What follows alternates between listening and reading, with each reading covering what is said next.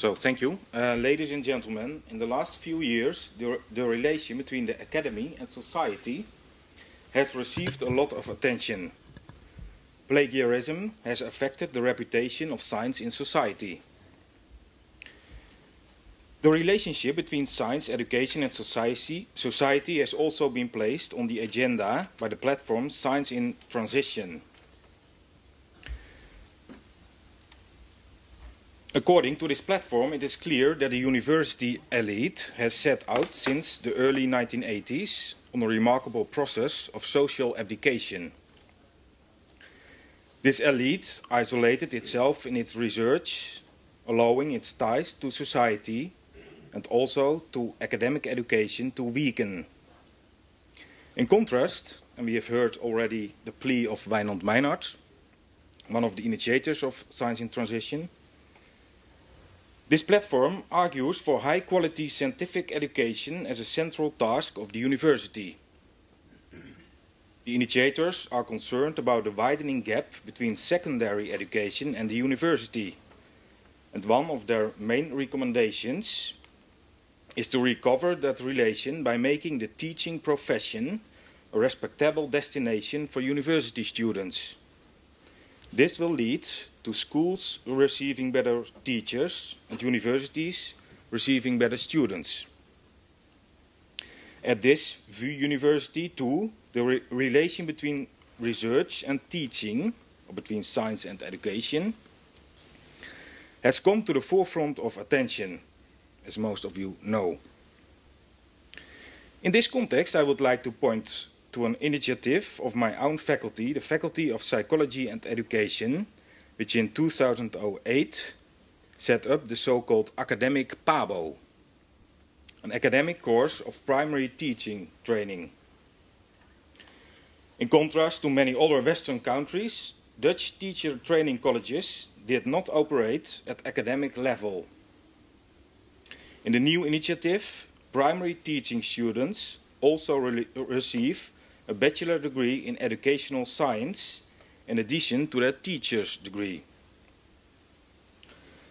A pilot study has shown that these students have a higher score compared to their non-academic fellow students on only one aspect of the attitude toward research, namely the attitude described as would like to be critical.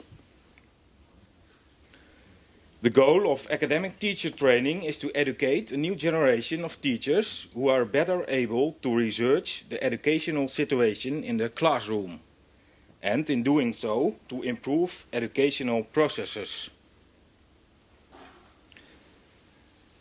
I've used this example to show the dynamics of the relation between science, education and society. But we are here for the history.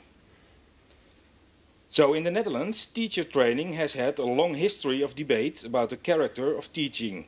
Teaching as a practice-based art or teaching as a research-based method. And parallel to the discussion about the training of primary school teachers, discussion since the 19th century has been taking place about the status of education.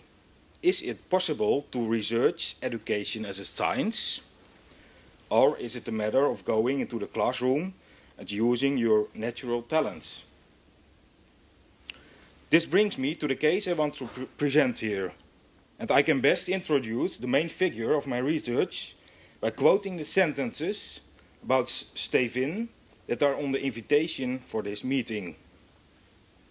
He, Stevin, but also Philip Abraham Koonstam, he was concerned about the principles of good citizenship, and he expressed himself on the education of youth, an intense desire for the return to a peaceful and perfect society is manifest in several of his writings. So in a certain way we can see Koonstam as a 20th century Stevin. And I will develop the relation of science, education and society in Koonstam's professional life. Koonstam was born in Germany in 1875. from parents who descended from a tradition of liberal Judaism.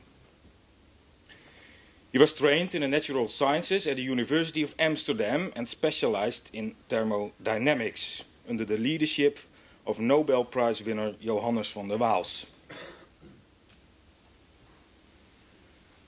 For some decades he worked in this field at the same university and became highly interested in philosophical topics such as the foundation of knowledge, under the influence of his teacher Cornelis Bellard Spruit, a follower of the philosophy of Kant. In 1908, Koonstam was appointed one of van der Waals' successors. And by the way, he was married to women, and his father-in-law was one of the founders of the Dutch Shell company, and his brothers-in-law were also captains of industry by hoogovens. So money plays no role in his life. As early as 1905, Koonstam joined the political party Free Thinking Democratic League, as he was concerned about the weak state of democracy in Western Europe. In 1913, he became a candidate for the Dutch parliament in a Frisian electoral district. He didn't win the seat, but the election campaign was a turning point in his life. As he wrote later, as regards the ordering of my thoughts, the frankness to express and defend them in public, I nowhere learned more, not even in Van der Waals and Spruit's lecture hall, than at the debating evenings in Frisian farmers' pubs. But not only for the ordering, also for the principal foundation of my thinking, I am highly indebted to that election campaign. In the Frisian rural environment, Koonstam learned that the individualism he adhered to blocked the public spirit which is needed for modern democracy. During his tour, he also discovered big opportunities for the education and development of the uneducated classes. Soon after his Frisian adventure, another important occasion took place in his life. He converted to Christianity, and during the subsequent years, he developed his philosophy of personalism on this religious foundation. In 1918, Koonstam made a remarkable career change when he accepted the position of Professor of Education in Amsterdam and also later in Utrecht. Not at this university. His decision to change to a new and not yet established discipline resulted from Koonstam's interest in democracy, citizenship and education of the uneducated classes. In that year, 1918, the First World War was over. The interwar years were a time of uncertainty with rising fascism and a big economic crisis. In the whole of Western Europe area, the war had caused a culture of uncertainty, discomfort and pessimism. The old faith in progress had been undermined, and the lack of public spirit was a source of great concern to the intelligentsia. The crisis of democracy was caused not only by fascism, but also by an outdated constitution, which was based on limited rights to vote, on the monopoly of the ruling class, and on a limited role for the state, the old liberal night watchman state. In the first decades of the 20th century, new classes forced their way into Dutch politics and demanded political responsibility. As a result of these new developments, the existing system came under pressure, and Koonstam's Free Thinking Democratic League wanted to give citizens more influence in politics as a means to overcome the crisis in democracy. Koonstam started a series of brochures entitled Synthesis, in which he attacked the antithesis in society by developing a holistic vision of integration in which people of all racial and religious convictions would live together in unity. These initiatives were continued after the Second World War in the foundation of the Dutch Labour Party. in which Koonstam participated as one of the representatives of personalistic socialism and as an opponent of pillarization. The years after the First World War were not only a period of crisis, but also a time of new discoveries in the natural sciences, with Einstein's theory, discussions about positivism, and debates about determinism and free will.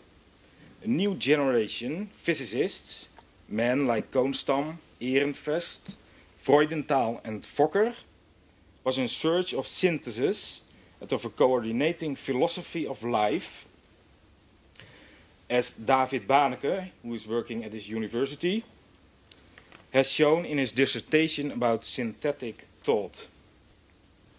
And behind his dissertation is a lot of research of Frans van Lunteren.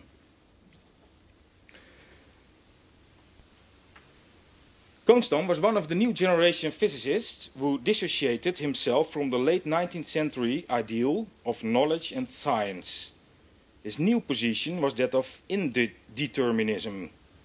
Reality cannot be reduced to natural laws, and the truth is not absolutely knowable. The center of Koonstam's interest shifted from the natural law to the human person. A fundamental concept in his position of indeterminism was the free will of human beings, who are able to use the open space of reality for their creative play. In this word play, a remarkable word to flow from the pen of a physicist, it is possible to hear an echo of the voice of the famous Dutch historian Johan Huizinga in his Homo Ludens, his theory of play as the central activity in flourishing societies. Koonstam limited his perspective not to national borders. In 1923, he was one of the founders of the Committee for the Restoration of Europe, which argued for reindustrialization of Germany as one of the ways of encouraging the development of free democracy in the post-war country. The concepts of individual and community were the main themes of Koonstam's philosophical reflection. The political and ideological struggle concerning these themes, which were taking place in society, prevented him from finishing his magnum opus. He had planned to explain his philosophy of personalism in 7 volumes. But he never got beyond the 3rd volume. So I have to do not as the former speakers but only this. But it are 3 very big volumes. The turbulence of the times made it impossible for Koonstam to finish his work, as he observed himself. He wrote, how can one write large volumes in a world of bitterness and hate, in which everyone is preparing for a new war, in which, this is even worse, mutual disdain is the political law of the great nations. How can one write large volumes about society and fellow humankind when one of the greatest nations of culture is denying its vocation in a very brutal way? How can one write large volumes in peaceful isolation about transcendental beauty? Maybe others are capable of doing this, but I am not able to do this. He realized that his philosophy was unable to resist the pressures of his confusing times. Nevertheless, he developed many activities in society contributing to the questions of the day through philosophical reflection, attempting to increase public spirit and to revitalize democracy and democratic citizenship. He was one of the few academics who taught at a school for social work, as he wanted to bridge the gap between the university and other circles of education. Koonstam developed his philosophy of personalism after he changed from the natural sciences to the science of education. His career change was caused by his departure from the old ideal of knowledge, by his search for synthesis, and by his growing interest in public spirit. In his view on society structures, and I'm happy to found this point, Goonstam was strongly influenced by the founder of VU University, Abraham Kuyper. And in this way, he was kind of an intellectual bridge between the two Amsterdam universities. Goonstam was one of the first generation of academics to study education. When he started, the only time dedicated to the science of education was a single course in the Faculty of Philosophy. But during his career, it developed into a full academic discipline.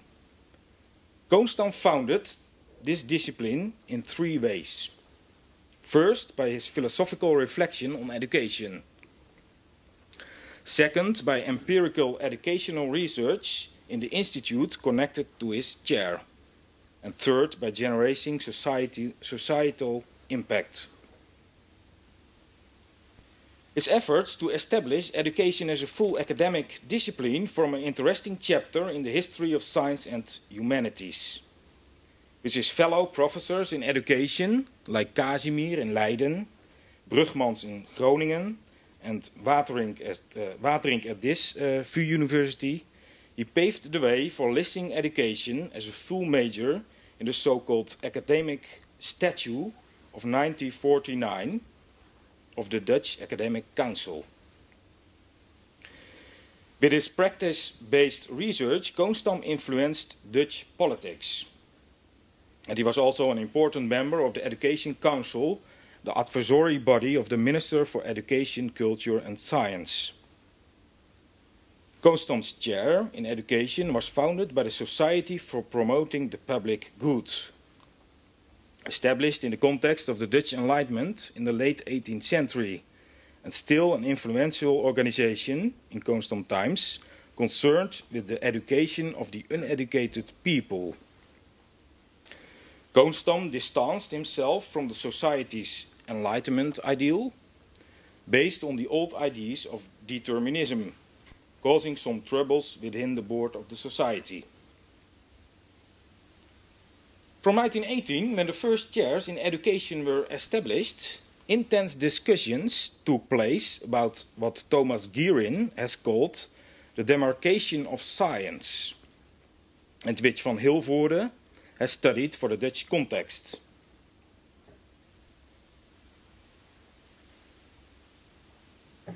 These debates had 2 sides.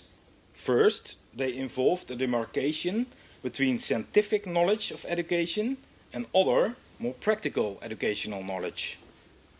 And second, a demarcation between the discipline of education and the also rising discipline of psychology. In Goonstam's view, psychology should only be a minor subject on the curriculum of educational science. The psychologists, for their part, fought for an independent place in the university. The debate between these 2 disciplines was repeated in the early 1950s, which shows that the boundaries between the disciplines were not clear, and that they still laid claim to each other's territory. In the eyes of educational scientists, psychology was not able to formulate normative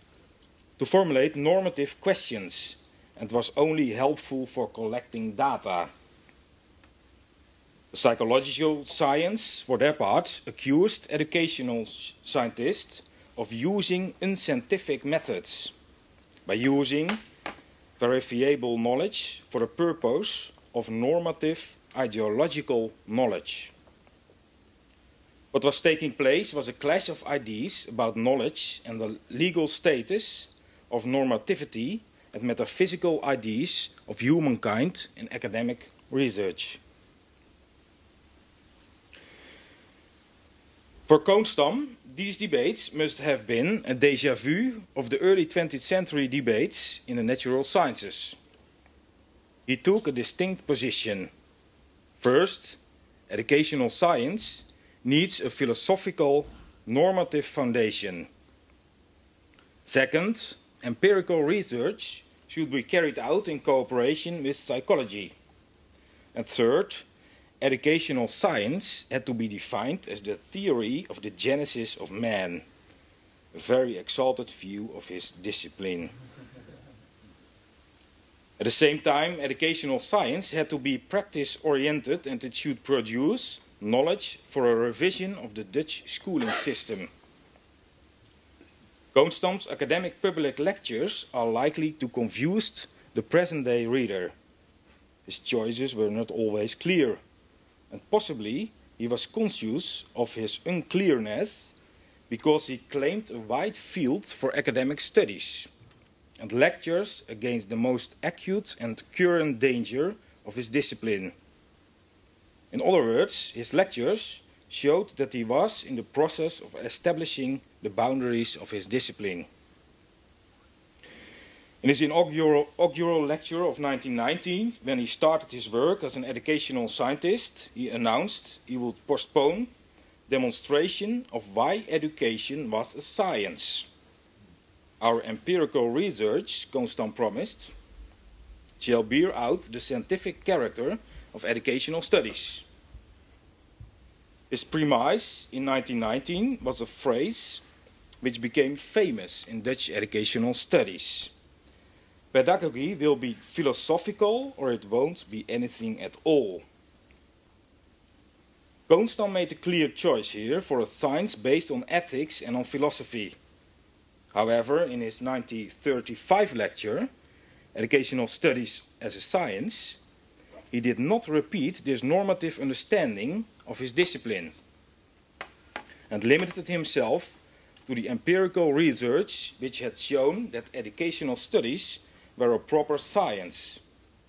In this lecture, his focus was not on the normative foundation, but on the practice-based research of his institute for the improvement of the schooling system.